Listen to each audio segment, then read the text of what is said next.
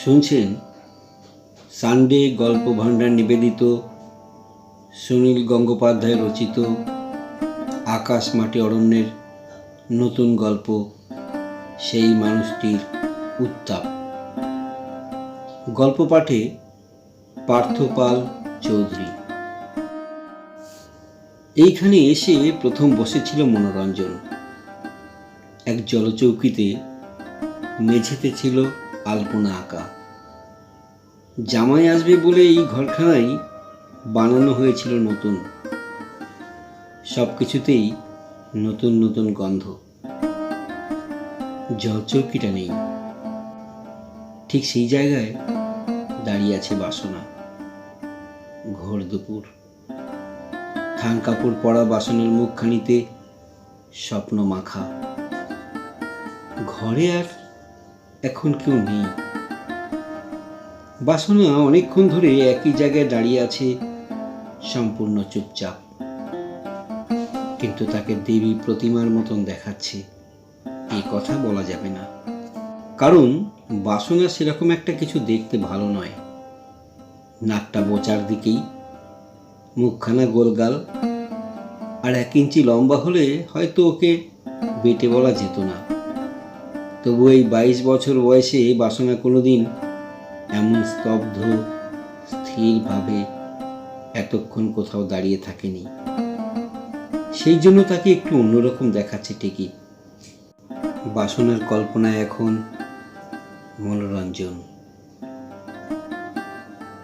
মনোরঞ্জনের কথা তার আজ খুব মনে পড়ছে। সেদিন মনোরঞ্জন বাসনাকে আর কি ছলে বলেছিল, তোমার ডাকনাম বাসি, তাই না? বাসনা বলেছিল, মোটেই না। মনোরঞ্জন আবার বলেছিল, কেন লুকোচ্ছ? বাসনার ডাকনাম বাসি হবে না তো কি হবে? ঠিক বাসি বাসি তো চেহারা। বাসনা একটু রাগ করে বলেছিল, আমার কোনো ডাক নামই নেই। মনোরঞ্জন বলেছিল, বুঝেছি, কলা গাছের বাসনা হয় জানো তো। তোমায় নিশ্চয়ই বাপের বাড়ি সবাই বাসনা বলেই ডাকে। নামখানা কি মানিয়েছে, একেবারে সাক্ষাৎ কলা গাছ। বাসনা একটু রাগ করে বলল, আর তোমার নামখানাই বাকি। মনোরঞ্জন বলেছিল, আমার মতন এমন ভালো নাম হোল 24 পরগনাজ এ আর কারুর আছে? খুঁজে বার করো তো আর একটা মনোরঞ্জন। বাসনা তখন একটু ইয়ার্কির ছলে বলল, আর খাঁড়া? শুনলেই তো ভয় করে। মনোরঞ্জন বলেছিল, ভয় তো করবেই, আমাদের কি জেসে বংশ?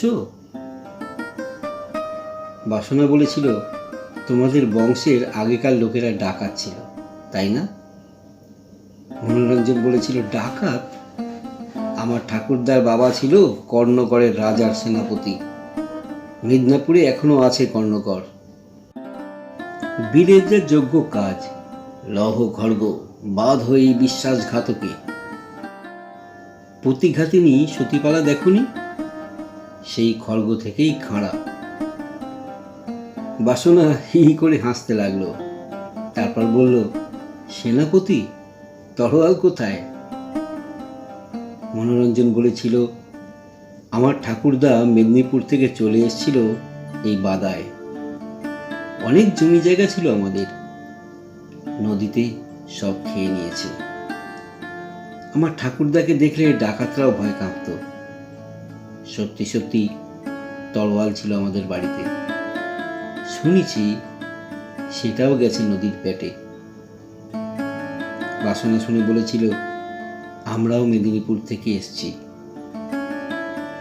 মনোরঞ্জন বলেছিল, জানি, চুরি করে পালিয়ে এসেছিলে, তাই তোমাদের পদবী সাধু। বাসনা বলেছিল, এই ভালো হবে না বলছি। মনোরঞ্জন বলেছিল, তোমার কাকাটাকে তো একদম চোরের মতোই দেখতে। এই হচ্ছে মনোরঞ্জন বাসনার মধুযামিনীর নিভৃত সংলাপের অংশ।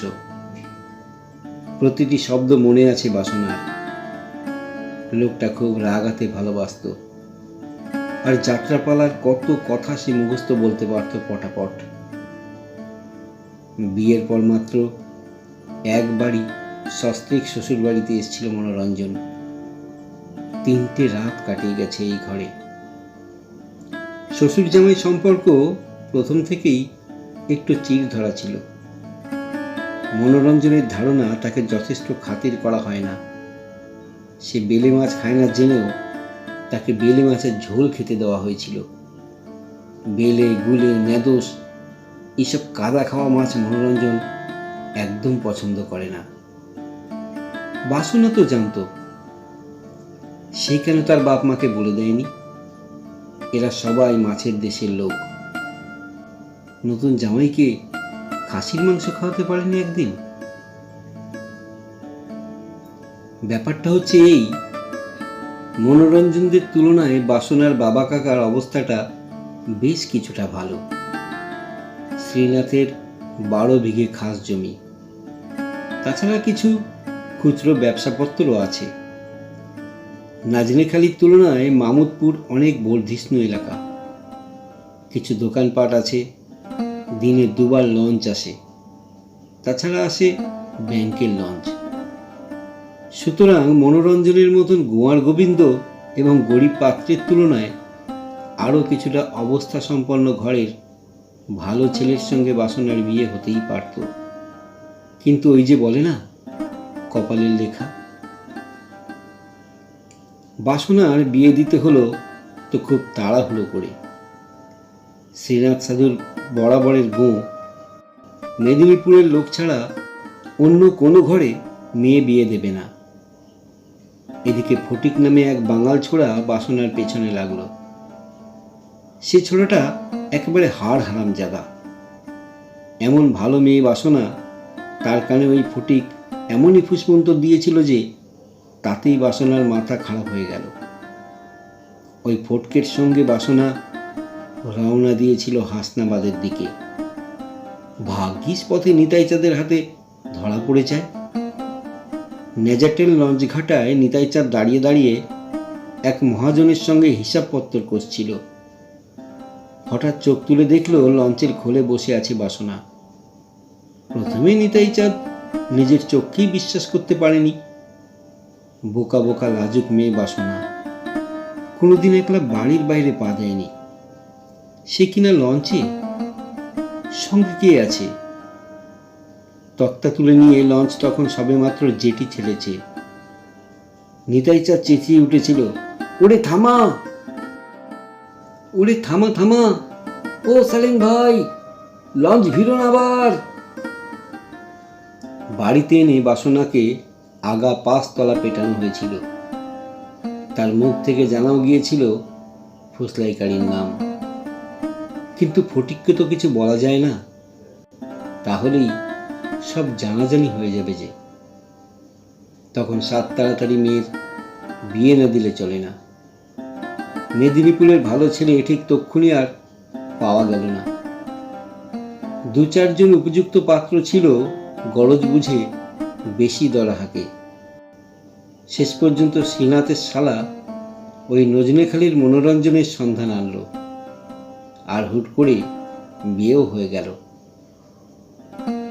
বাসনার মা সুপ্রভা বলেছিল, তা যাই হোক, জামাই আমার খারাপ হয়নি, চেহারাগতরও ভালো, বুদ্ধি আছে, গায়ে খেটে একদিন উন্নতি করবে ঠিকই। শ্রীনাথ বিয়ের দিনই জামাইকে আভাস দিয়েছিল, সে যদি নজনেখালি ছেড়ে মামুদপুর এসে থাকতে চায়, তাহলে এখানে তার জন্য 5 বিঘে জমির ব্যবস্থা করা যেতে পারে। তাইতেই মনোরঞ্জন চোটে আগুন।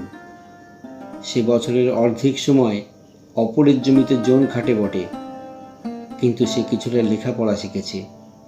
যাত্রা নাটক থেকে সে কত বীর পুরুষ আর আদর্শবান ব্যক্তির কাহিনী জানে। সে হবে ঘর জামাই। সেই জন্যই তো মনোরঞ্জন বাসনার কাছে প্রতি কথায় একবার করে শ্বশুর বাড়িকে ঠোকে। তুমি কলকাতা দেখেছো? উত্তরে বাসনা বলে, না। গোসাবা? বাসনা বলল, ওমা, গোসাবা দেখব না কেন? একবার ক্যানিং পর্যন্ত গেছিলাম কলকাতা যাব বলে। ও হরি, সেখানে দেখি রেলগাড়ি চলছে না, রেলগাড়ির হরতাল। ব্যাস, আর যাওয়া হলো না। মনোরঞ্জন বলেছিল, সে তো অনেক দিন আগে ট্রেনের হরতাল হয়েছিল, তারপর আর যেতে পারোনি? বাসনা বলেছিল, না, যাইনি। কে নিয়ে যাবে? মনোরঞ্জন বলেছিল, তোমার বাপ মা একেবারে চাষাভুষো ক্লাস, মেয়েকে একবারও কলকাতা দেখে আনতে পারিনি পর্যন্ত। তোমাদের বাড়ির কেউই নিশ্চয়ই কখনো কলকাতায় যায়নি। বাসনা উত্তর দিয়েছিল, আমার কাকা প্রত্যেক মাসে একবার কলকাতায় যায়। মনোরঞ্জন একটু ঠেস মেরেই বলেছিল, চোরাই মাল বেচতে, তা জানি। বাসনা মুখ ভার করে বলেছিল, এই আবার সে এক কথা। মনোরঞ্জন বলেছিল, তোমার কাকার চেহারা অবিকল চোরের মতন নয়।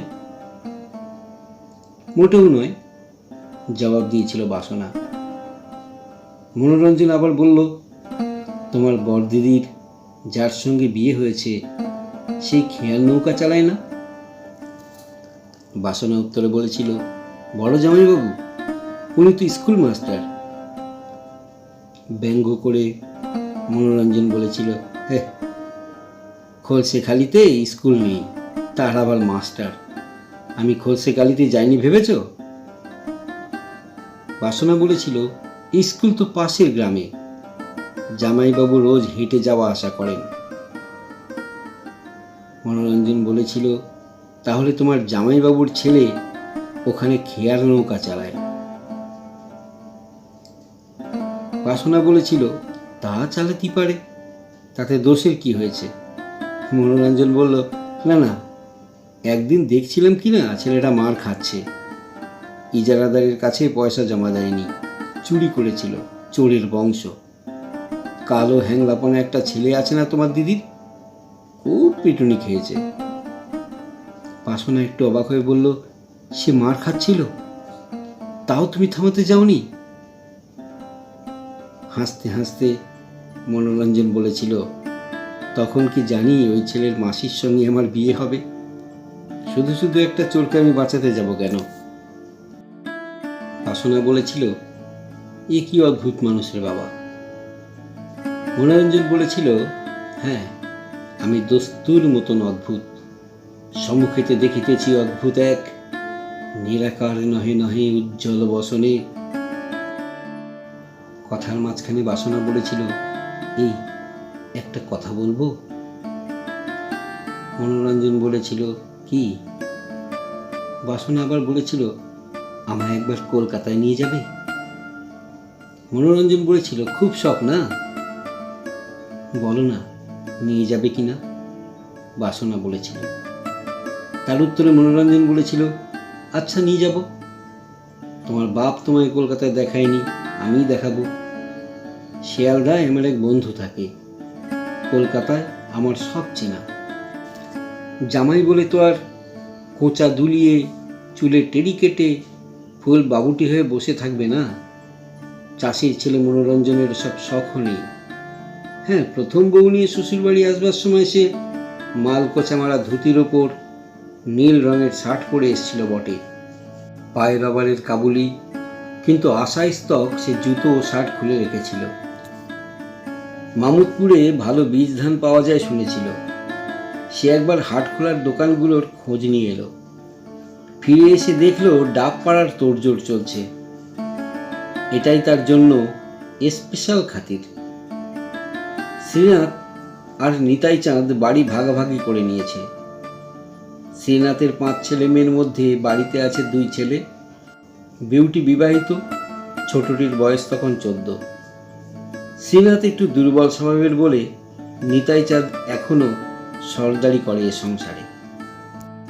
2 বাড়ির মাঝখানে ডাব গাছ, কিন্তু 2 বাড়িতে একজনও লোক নেই ডাব পাড়ার। বাসনার ভাইটা কোনো কমেডি না। এবারই বাধামনীষ কালাচাঁদকে খবর পাঠানো হয়েছিল, কিন্তু সে গেছে জমিতে। লালমোহন বলে আর একজন আছে ডাব পাড়ার ওস্তাদ, তাকে ডাকতে গিয়েও ফিরে এলো বাসনার ভাই। লালমোহনের কোমরে ব্যথা। ওই সব দেখে শুনে আর থাকতে পারেনি মনোরঞ্জন। এই সব লোকগুলো কি বাড়িতে গাছ পুঁতেছে আর ডাব পেড়ে দেবে অন্য লোক এসে? বাসনার কাকা নিতাই চাঁদ শুধু বাঁশখাই গলায় চেঁচাতেই পারে। কাটারিখানা বাসনার ভাইয়ের হাত থেকে নিয়ে সে বলল, দেখি আমি উঠছি। বাসনার ভাই বলল, দাঁড়ান দড়ি আনি। পায়ে দড়ি বাঁধবেন না? মনোরঞ্জন সগর্বে উত্তর দিয়েছিল, আমার দড়ি লাগে না, এই তো বেটে বেটে গাছ এদিককার। এই নতুন ঘরের দরজার সামনেই বাসনা দাঁড়িয়েছিল সেদিন। খুব গর্ব হয়েছিল তার। তার স্বামীর যেমন গায়ের জোর তেমনি সাহস। কি সুন্দর তরতরিয়ে উঠে গেল নারকেল গাছটায়, যেন চোখের নিমেষে। তারপর কোমর থেকে কাটারিখানা হাতে নিয়ে ঝকঝকে হাসি মুখে সে একবার তাকিয়েছিল বাসনার দিকে। দরজার সামনে এসে বাসনা নির্নিমেষে তাকিয়ে থাকে নারকেল গাছটার দিকে। গাছটা ঠিক একই রকম আছে, সবই ঠিকঠাক আছে আগের মতন, শুধু শুধু একজনই নেই। অথচ ছবিটা সে স্পষ্ট দেখতে পায়। ওই নারকেল গাছটার ডগায় একজন হাস্যময় মানুষের মুখ। মানুষটি নেই, কিন্তু হাসিটি ওইখানে লেগে আছে এখনো। নিচ থেকে হা হা করে উঠেছিল নিতাই চাঁদ, অতগুলোর দরকার নেই, অতগুলো লাগবে না, গোটা চারেক। ততক্ষণে পুরো কাঁদিটাই কেটে ফেলেছিল মনোরঞ্জন। ধপ করে সেটা পড়ল নিচে। নতুন জামাই গাছ থেকে নেমে এসে ভর্ৎসনার দৃষ্টিতে তাকালো খুড়ো শ্বশুরের দিকে। আশ্চর্য দিকার লোকজন, ডাব আর নারকেলের তফাৎ চেনে না। এগুলো যে পেকে ঝুনো হয়ে গেছে প্রায়, আর কতদিন গাছে থাকবে? ডাব হলে খেত, কিন্তু নারকেলের জল বা শুধু নারকেল কোনোটাই সে খাবে না বলে খুব একটা ফাঁট দেখিয়েছিল মনোরঞ্জন। এ বাড়িতে সে সবসময় মাথা উঁচু করে থেকেছে। আর তাস খেলা, মামুদপুরের লোকেরা বিখ্যাত তেসুরে। এখানে 29 খেলার টুর্নামেন্ট হয় পর্যন্ত। বাসনার দাদা বদ্রীনাথ তার বন্ধু বঙ্কাকে পার্টনার নিয়ে সেই টুর্নামেন্ট জিতেছিল একবার। প্রত্যেক সন্ধ্যাবেলা বদ্রীনাথের তাস খেলা চাই। এই উঠোনে মাদুর পেতে হ্যারিকেন নিয়ে বসেছিল তাসের আসর। মনোরঞ্জনও এক পাশে বসে গলা বাড়িয়েছে। নতুন জামাই এসছে বাড়িতে, খেলায় না নিলে ভালো দেখায় না। কিন্তু মনে মনে একটা অবজ্ঞার ভাব ছিল বদ্রীনাথের। ওরা জঙ্গলের জায়গার লোক, ওরা তাস খেলার কি জানে? বদ্রীনাথ ভদ্রতা করে জিজ্ঞাসা করেছিল, কি হে জামাই, খেলবে নাকি এক হাত? মনোরঞ্জনও দিয়েছিল তেমন উত্তর, আমরা ব্রিজ খেলি, এসব 29 তো মেয়েদের খেলা, অনেকদিন অভ্যাসও নেই। আচ্ছা দেখি তবু। তারপর তো মনোরঞ্জন বসত তাস খেলতে। রান্নাঘর থেকে আসা যাওয়ার পথে বাসনা ফিরে ফিরে তাকিয়ে যায় স্বামীর দিকে। দেখে দেখে আশ মেটে না। এই যে 5-6 জন পুরুষ মানুষ বসে আছে, তার মধ্যে মনোরঞ্জনের মাথাটাই যেন এক বিঘত উঁচু। চুলের ছাটও কত সুন্দর। বাপরে বাপ, এ কি ডাকাতে খেলোয়াড়! পেয়ার না পেয়েও মনোরঞ্জন 23 পর্যন্ত ডেকে রং করে। প্রথমে গোলামেই তুরুক, 7th কার্ডে রং করেও সে খেলা জিতে যায়। ডাবল দিলেই রিডাবল দেয়। একবার খেললো সিঙ্গেল হ্যান্ড, পরপর কালো সেটা খাওয়াতে লাগলো অপোনেন্টদের। শেষ পর্যন্ত খেলোয়াড়দের একজন ছোট পাঁচু স্বীকার করলো, দাদা আপনি বলেন 29 খেলা অভ্যেস নেই, তাতেই এই খেলা? অভ্যেস থাকলে না জানি কি হতো। অবশ্য সেই খেলার আসরে একটা খুব মজার ব্যাপারও হয়েছিল।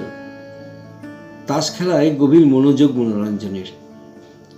মাদুরের উপর কি যেন সরসর করে সরে যাচ্ছে, সেদিকে না তাকিয়ে সেখানে হাত দিয়ে চলন্ত ঠান্ডা ঠান্ডা কি যেন ঠেকল। সঙ্গে সঙ্গে ওরে বাপরে বলেই মারল এক লাফ।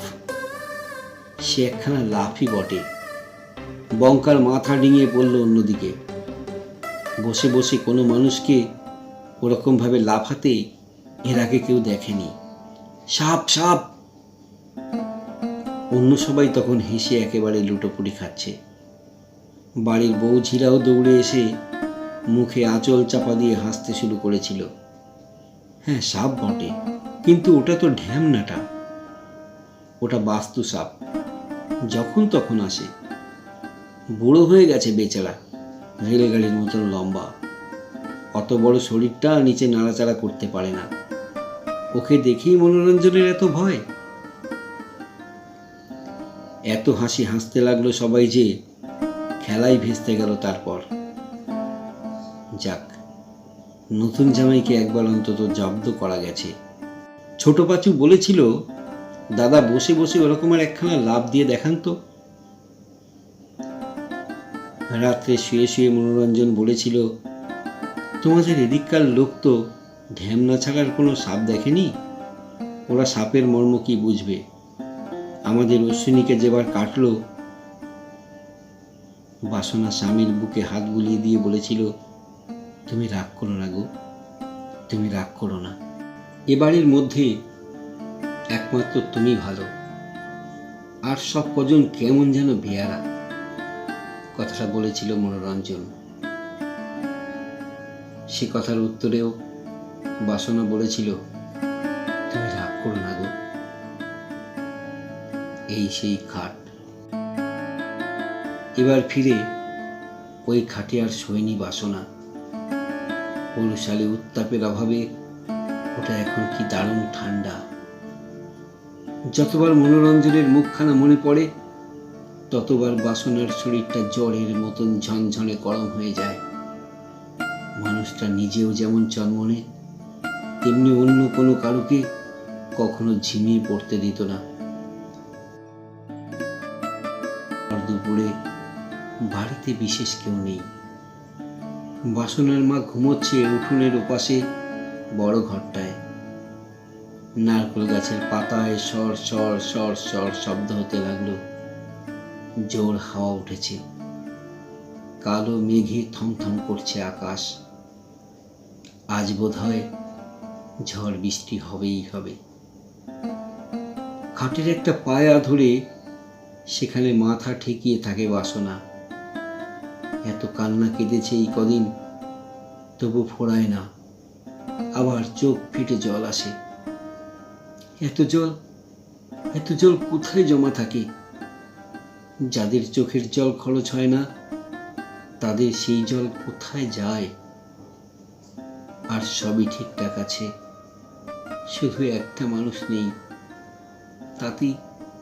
তাতেই পৃথিবীটা শূন্য। চোখের সামনেই তাকে দেখা যায়, তার কথাও যেন সব কানে আসে, তবু সে নেই। বারবার দুজনে বলা সেই কথাগুলো মনে পড়ে। এই একটা কথা বলবো? কি, আমায় একবার কলকাতায় নিয়ে যাবে? খুব শখ না? বলো না, নিয়ে যাবে কি না? আচ্ছা, নিয়ে যাব। তোমার বাপ তোমাকে কলকাতায় দেখায়নি, আমি দেখাবো।